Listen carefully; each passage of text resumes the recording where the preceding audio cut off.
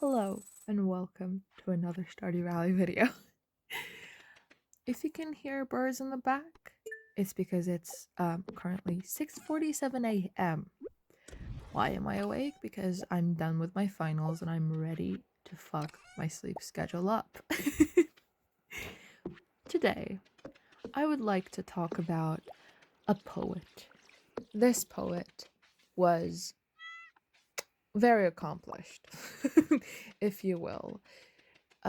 She is an American poet of the early 20th century, and her name is Bonnie Parker.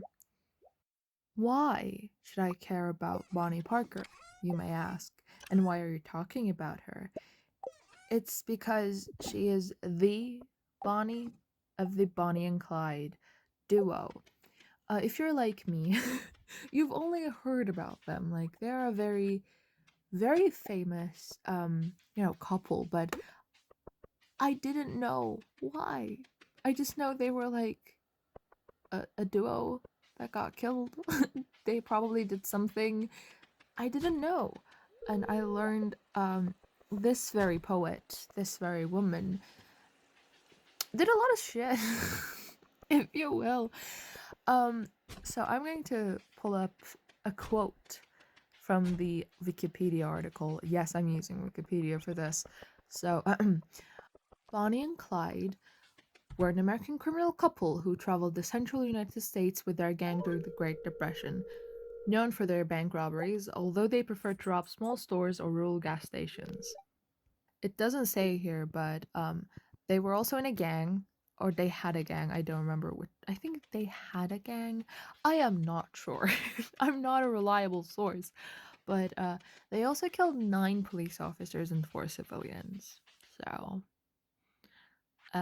also, they were killed in May 1934 during an ambush by police. So was that's a very famous scene, I believe. I also want to quote something from Britannica. Yes, from Britannica. The legendary quality of Barrows and Parker's careers, I hate that word, is not difficult to understand given the extreme desperation of the times. Their crime spree occurred at the height of the Great Depression, which hit particularly hard in states such as Oklahoma. Several bank robbers during this period became famous as, quote, Robin Hood figures, who struck back against the banks, which many people viewed as oppressive. The duo was depicted in the highly successful 1967 film Bonnie and Clyde, which spread the Bonnie and Clyde myth beyond the United States and helped to promote a kind of, quote, gangster chic, I don't know, especially in fashion in Europe and Japan. Also in the Wikipedia thingy, it says that the press's portrayal of Bonnie and Clyde was sometimes at odds with the reality of their life on the road, especially for Parker. She was present at 100 or more felonies during the 2 years that she was Barrow's companion. Although she was not the cigar smoking, machine gun wielding killer depicted in newspapers, newsreels, and pulp detective magazines of the day. Can I just say, I didn't know that. Like, I didn't know a lot about Bonnie and Clyde, but I didn't think it was just 2 years. Like, they're icons, they're legendary, and this whole thing was a happened in a span of 2 years. But yes, I want to talk about her like in a more poetic manner, if you will, because I'm going to quote an article. I will leave it down below. She was born in Rovena, Texas in October 1910 and christened Bonnie Elizabeth Parker. Her father died when she was only 4 years old, and her mother then moved the family to Dallas. Bonnie did well at school and won prizes for her spelling and writing. Unfortunately, things started to go wrong when she was ill advisedly married at the very young age of 16. Ew.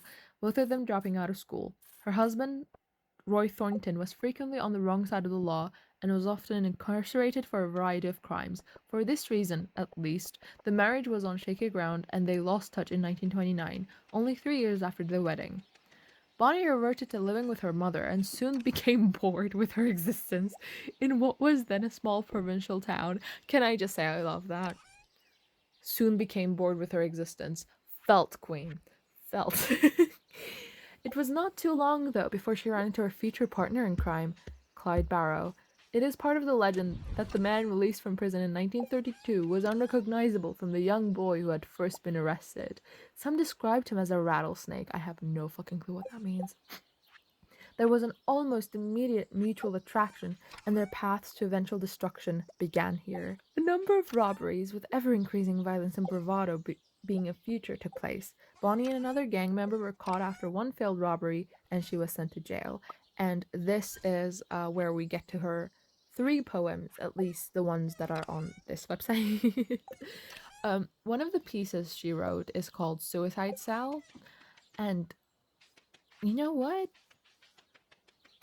I love the way this starts. Can like the first stanza, I love that. We each of us have a good alibi for being down here in the joint, but few of them really are justified if you get right down to the point. Iconic! That is amazing. I love the joint and point. I love the quotation marks. I know you can't see them, but alibi and joint are in quotes for whatever reason. And it's quite a long poem. I read it like the other day, and it's long. However, it like paints a great image. I will also leave a link to this down below if you want to read it for yourself. But you know what? I love it. The story, chef's kiss. And there's another one called The Trail's End. And before getting to that, I want to read another passage from this introduction article thing. Quote, their crimes got ever more daring and violent. Anyone who got in the way was simply killed in cold blood. At the same time as they were committing their crimes, Bonnie found time to write poems and send them to newspapers. They were being hunted down by the FBI, and this woman was writing poems and sending them to newspapers. That is so metal.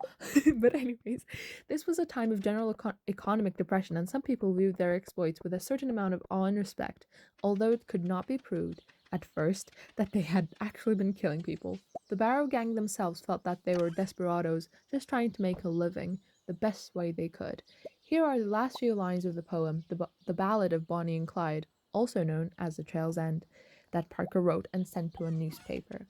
And please keep in mind that these two died together, side by side. They were gunned down, right?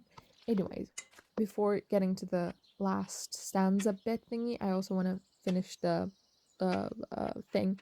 You know what I mean? A huge bounty was placed on the Barrow Gang, and despite being a major target of the FBI and other agencies, Bonnie and Clyde were eventually cornered by a posse of lawmen on a quiet road in Louisiana.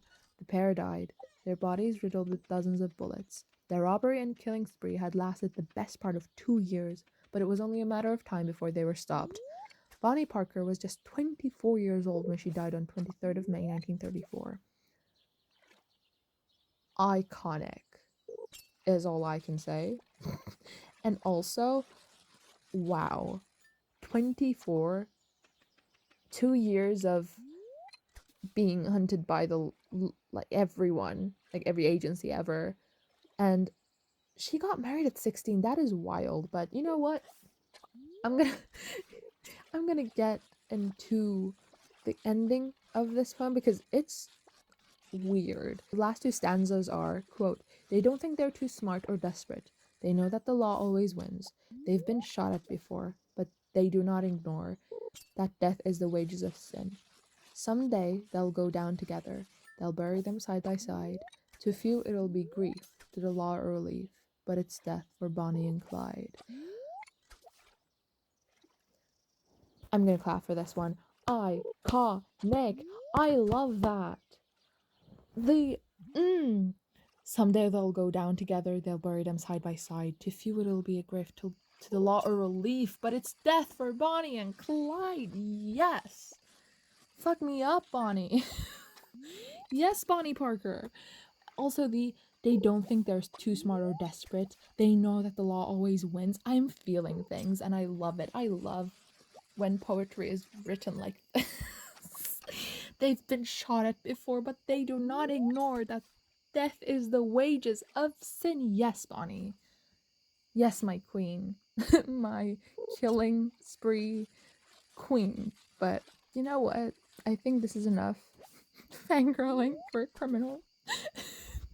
um, I hope you enjoyed whatever this was. I know this is a mess. Not like my usual voiceovers. It was a lot of reading. It was a lot of me just reacting to an article of sorts, but I enjoyed it. And I also wanted to share my love for this poetry writing cop killing queen. Also, like, if you have the time, please look up this one photo that is um her with a cigar and a gun, which made her gain an image in the press as a quote cigar smoking gun mole. I love her. I love everything about her, and I'm gonna.